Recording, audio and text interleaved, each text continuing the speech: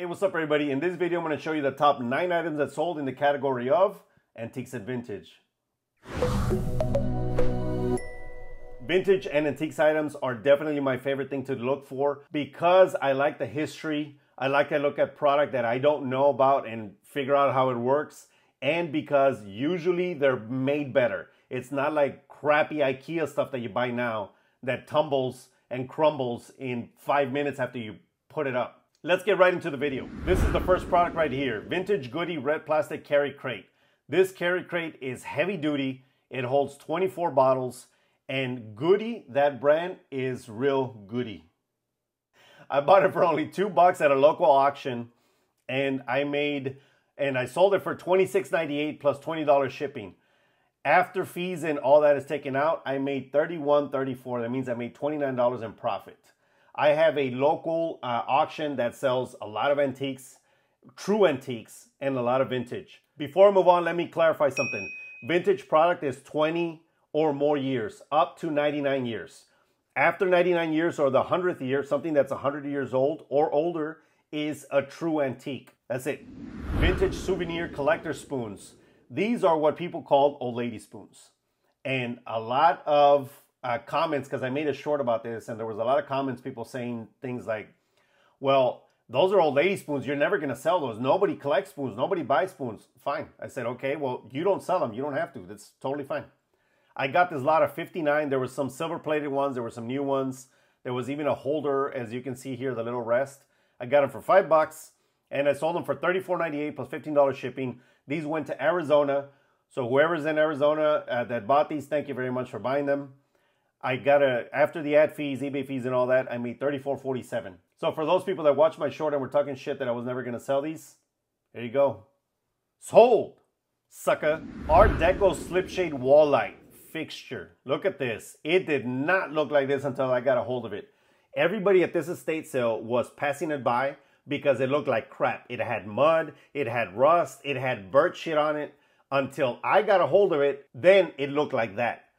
I saw through all that crap when nobody else did. I also saw that it was Art Deco. And for those of you that are unaware or don't sell antique items, 1920s to 1930s is Art Deco. It is one of my favorite. You know what? No, I'm going to say it's my favorite era to collect items from. Everything is just the lines, the symmetry, the art behind it. It was just amazing era for home goods especially, but a bunch of other products as well. This Art Deco lamp, nobody knew was Art Deco, especially not the estate people. So they gave it to me for $5. And what did it sell for? Look at that. $200, from $5 to $200, $30 shipping. After fees, shipping label, and ad fee, I made $170.63. And it went to about an hour and a half or an hour and 45 from where I'm at here in Texas. Thankfully, because that thing was hard to ship. I double boxed it. I made sure that nothing happened to it. And I made $168 in profit. Vintage James Avery silver nail cross. This cross was actually given to me a long time ago by somebody in my life. And it is a retired cross, and it is stamped on the side. It was stamped James Avery. Everything was official. It was a nice, beautiful silver cross. So I paid $0 for it, and I sold it for $144.49. $5 shipping. Free shipping, nothing. You still pay for shipping. After eBay fees and ad fees, I made $123.09. This is a great piece. And let me say something about James Avery. James Avery really made a big name for himself when he started making silver. The silver doesn't really have, it's not better silver. It's not more pure silver. It's just silver. What he did was he built the market around his product. People love to collect James Avery items. I used to work at a pawn shop actually a long time ago. And at that pawn shop, almost every single day, people came in and they bought charms for bracelets. So, oh, what kind of charms you got? Oh, it's because I'm a collector. And people would come in, especially like ladies, mostly ladies. You know, guys don't really wear charms. At least, you know, men don't wear charms. The ladies would come in with a crap ton. All you hear is ching, ching, ching, ching walking in. And I already knew that I was going to make money because we commissioned on it, right? So I would say, hey, you know what? Check out these charms from James Avery. and they would never lose money. We would buy them, of course, at a cheap because it's, you know, it's a pawn shop, and we would sell them at a high price, and they would never get a discount because it's unnecessary. Whenever you get anything James Avery, don't give a discount. You don't have to. If it's retired especially, just wait and you'll get the right buyer at the right time, and they'll pay whatever you're asking for as long as it's market value. So look at the price, get some average pricing, and then don't give a discount. Oh man, this was a cool one. It was an interesting one. My girl actually was talking smack as soon as I brought it home. She said, oh my God, that is so ugly. Who the hell is gonna buy that? Because of these fins right here. I said, what are you talking about? I thought it was super cool. This is a vintage Doug Wiley tea set. I did not know anything about it, but I know quality when I see it. I got these at Goodwill, $11 for the set. And mind you, the cups were hanging where normally the cups go. And then I looked behind me and I said, oh my God. I'm like, hey, that looks like it goes together. And sure enough, it was the teapot. So I put it all together, paid 11 bucks. And I knew it was something because look at it. It looks very nicely handmade. So when I looked it up, it was from the 70s. From Doug Wiley. It was a great pottery artist. And I sold it for $100 with $20 shipping. After fees, shipping label and everything, it was $69.79. If you notice, I asked for $20 in shipping and they paid $32. This one was going across the country. I think it was maybe Massachusetts or something like that. And because it was so expensive and so large, I had to bubble wrap it and double box it. And I said, you know what? I don't want any problems. And I don't want to break this because you can't find any more of these. They're from the 70s. They're in this condition. They were gorgeous. Usually they have chips on the tail or on the spout. So I figured, you know what? Let me just protect it. And I paid a little more. That's fine. I lost 10 bucks, but I don't see it that way. I didn't lose 10 bucks. I still made, what did I say that I paid for it? I paid $11. I made $69. So that means I made $58.79 in profit.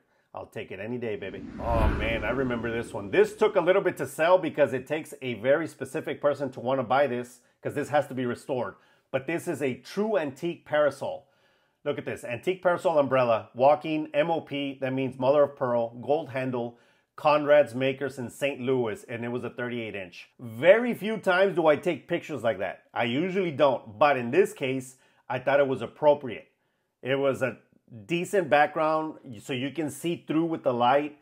It makes sure that you understand it's a parasol, not an umbrella. Like that's not for water, it's for the sun. It had great markings. It was just amazing. I bought it for $12.50 at my local auction and I sold it for $70 with $30 shipping. This was a great buy, and after fees and everything I made 74 bucks.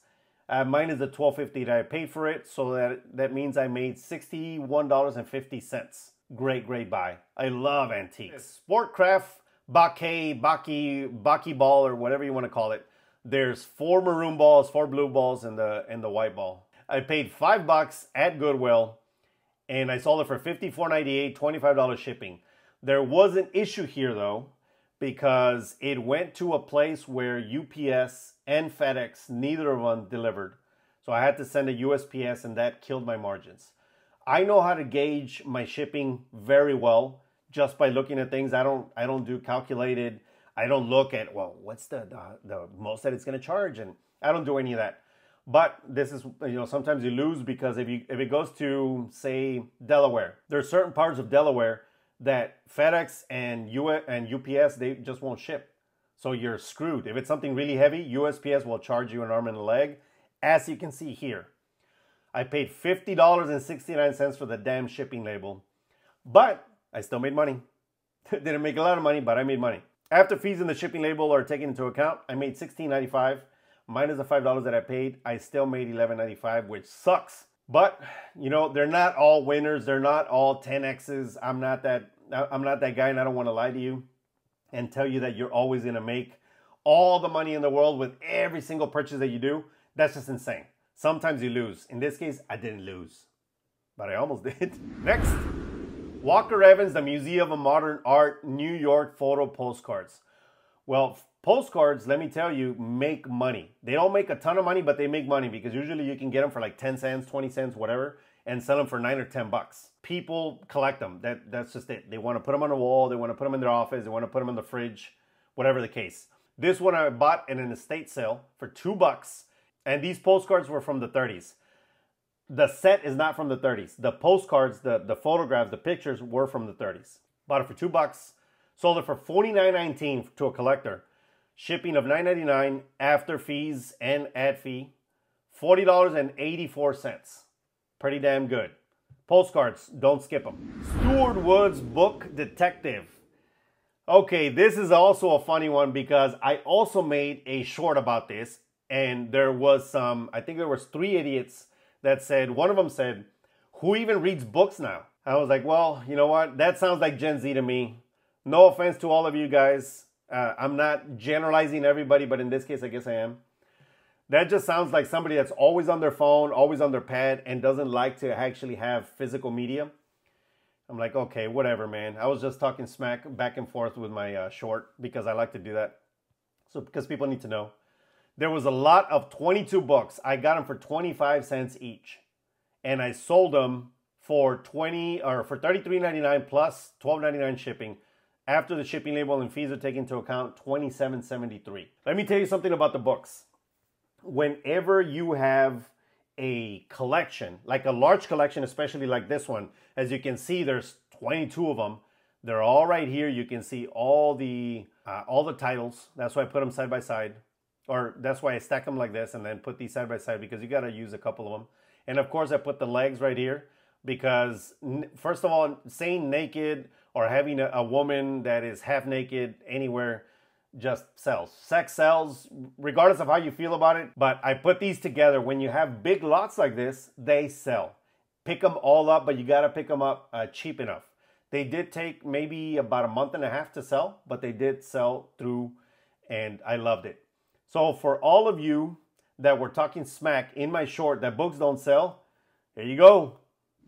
And that was it for my video on vintage and antique items. Vintage and antiques will always make money, but typically they will take a little longer to sell unless they're collectible toys, or there are just so many different categories that do have a fast sell-through rate. But a lot of the times it takes a very specific buyer to buy something like this. So just do your own research. Make sure that you look at your comps.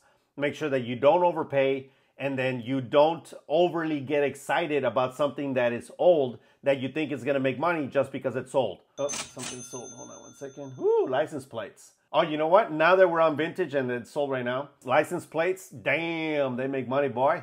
Next time I'll show you guys on another video, I'll show you one of the license plates that sold for like 40 bucks. One license plate that I got for 10 cents. And a bunch of other ones. But going back to this video, vintage and antiques do make money.